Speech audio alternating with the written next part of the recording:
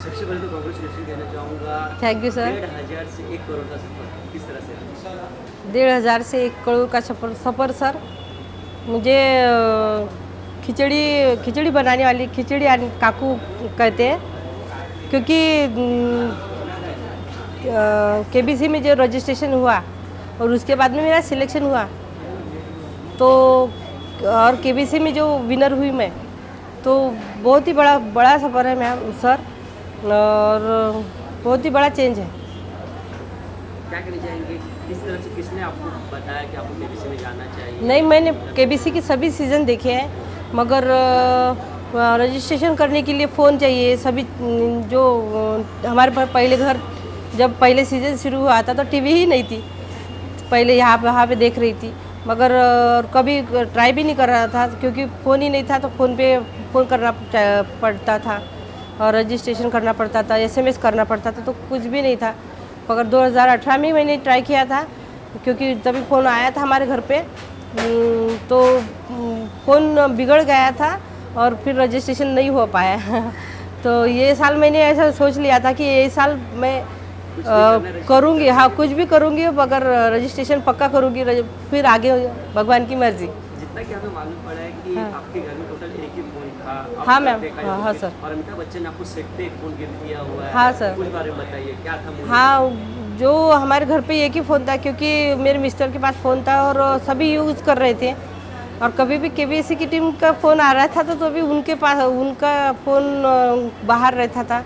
तो उन्होंने मुझे ऑडिशन में पूछा था कि ये क्या करेंगे, तो पैसे आप फ़ोन क्यों नहीं लेते, पैसे तो है मिस्टर की जो तनख्वाह है तो उनसे ले लीजिए। नहीं, मैंने ऐसा बोला था कि मेरी जो खुद की कमाई रहेगी वो केबीसी की कमाई रहेगी, उससे मैं फ़ोन लूँगी, इसीलिए उन्होंने ऐसा बोला।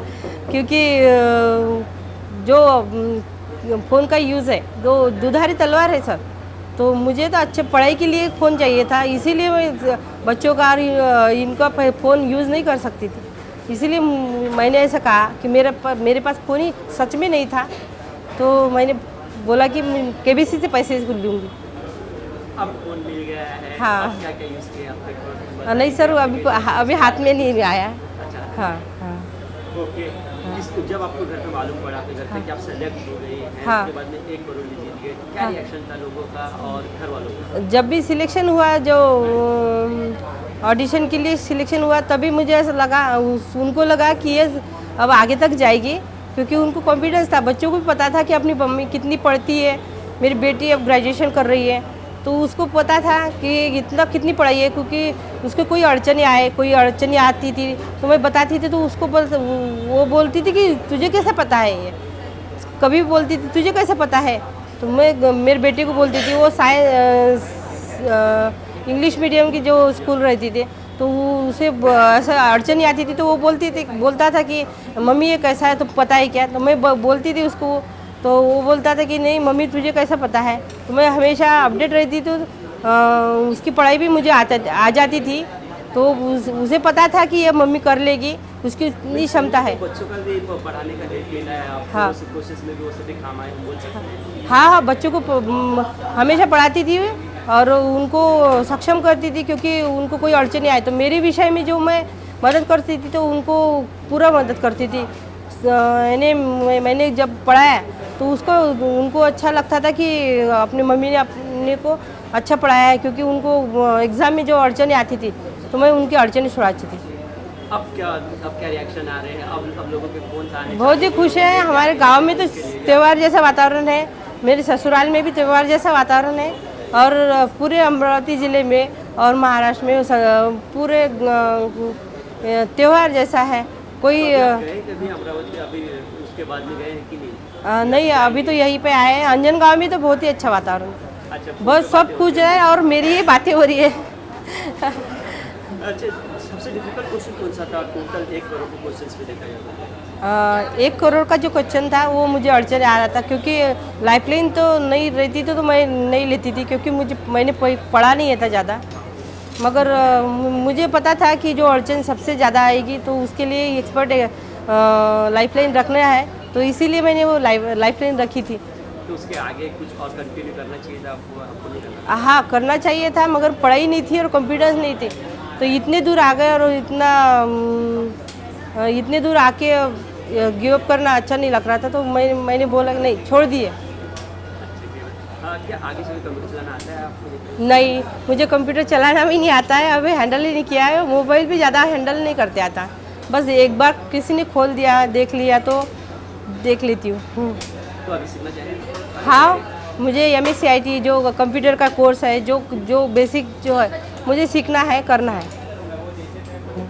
अमिताभ बच्चन से जब मिले आप, तो उस वक्त क्या रिएक्शन था आपका जब देखे, क्योंकि आप मैंने उसके सारे हाँ सीजन फॉलो किए हैं, हाँ सामने बैठे हुए हैं, हाँ उस वक्त क्या माइंड में क्या चल रहा था, दिमाग में? वो अद्भुत है, और वो अद्भुत है। उनको देखकर ऐसा लग रहा था कि बाप रे, कितनी एनर्जी, इतनी एनर्जी से काम करते हैं, इतनी उम्र हो गई है और हम तो इतनी एनर्जी से हम काम नहीं कर सकते। तो उनकी एनर्जी देखकर ही मुझे ऐसा लग रहा था, कॉन्फिडेंस फील हो रहा था कि बहुत अच्छा है, तो अपन ये कर सकते हैं, इतनी उम्र हो के अभी तो अपन क्यों नहीं कर सकते। तो मुझे कॉन्फिडेंस फील हो रहा था।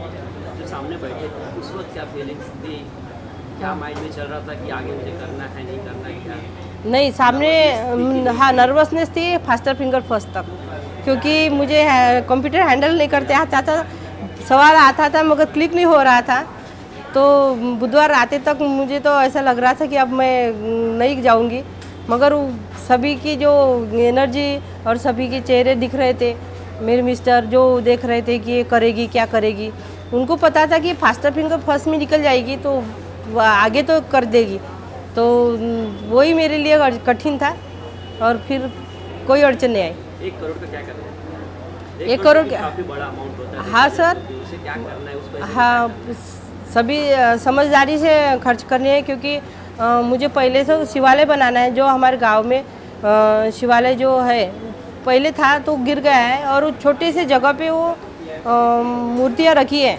वो मूर्तियाँ ऐसे रखी है और यात्रा रहती है, सभी यात्रा आते हैं, देखते हैं, और उसकी अवहेलना मुझे अच्छी नहीं लगती। तो मुझे पहले वो शिवालय बनाना है, और जो शिवरात्रि है, महाशिवरात्रि रहती है, तब तक वो कंप्लीट करना है। और क्या करना है? हाँ, बच्चों की सिक्योर लाइफ सिक्योर करनी है, उनकी अड़चनी छुड़ानी है, क्योंकि उनको जो अड़चनी आएगी तो आगे तो पढ़ाई के लिए तो पैसा बहुत लगेगा, और कोई भी उनकी ज़रूरतें रहेगी तो वो छुड़ा देंगे। और जो मिस्टर को मेरे मिस्टर को जो अभी तक जो कष्ट किए, तो उनकी कष्ट दूर करना चाहूँगी। कुछ आगे से कुछ कुछ प्लान है, बिजनेस करना चाहेंगे? नहीं, अभी तो कुछ सोचा नहीं है, मगर जो भी करूँगी पैसे वेस्ट नहीं करूँगी। अच्छा, अगर इंडस्ट्री कुछ ऑफर है काम करने का, करना चाहेंगे? नहीं, मेरा जो खिचड़ी का काम है वो तो करूँगी, और मुझे सेल टैक्स इंस्पेक्टर बनना है। तो जो मैं कॉम्पिटिटिव एग्ज़ाम के पहले तैयारी कर रही थी, तो वही कंटिन्यू करना है मुझे। Thank you. क्या कहना चाहेंगे लोगों को, और जो औरतों को जो अंडरएस्टिमेट करते हैं, देखा जाता है, उन्हें क्या मैसेज देना चाहेंगे? हाँ, मैं औरतों को ऐसे बोलना चाहूँगी, कोई भी काम छोटा बड़ा नहीं है। आप घर में बैठते हो, सब जो मेहमान आते थे उनको भी खिला नहीं सकते हो, तो हम कितने बच्चों को खिलाते हो और प्रेम से खिलाते हो। तो अच्छे से कोई भी सबकी रिस्पेक्ट करनी चाहिए। कोई भी काम हो, कोई छोटा बड़ा नहीं होता है। तो और बच्चों की इधर ध्यान देना चाहिए, क्योंकि उनका भविष्य अपना भविष्य है। उनका भविष्य बन जाएगा तो अपनी इतनी कमाई है माता पिता की कि अपने बच्चे सिक्योर रहे और अच्छे रहे। तो उनका भविष्य बनने के लिए माँ को ज़्यादा ध्यान देना चाहिए। आज भी गाँव में लोगों का ये मेंटालिटी है कि औरतें बाहर नहीं जानी चाहिए, घर में रहनी चाहिए। उनके लिए क्या कहें? नहीं, वो तो बहुत ही गलत बात है, क्योंकि घर में भी जो औरतें रहती है तो वो भी घर का काम जिम्मेदारी संभालती है, तो तभी जो घर का ये है जेंट्स है वो वहाँ पे बाहर जा सकता है, क्योंकि उसको पता है कि ये घर संभाल लेगी, कर लेगी। तो वो भी 2 जिम्मेदारी पहले ही निभाती है, और उसकी क्षमता है तो वो बाहर भी जाएगी तो करेगी, तो वो भी अच्छा ही करेगी, क्योंकि जो हाउसवाइफ है कुछ भी कर सकती है।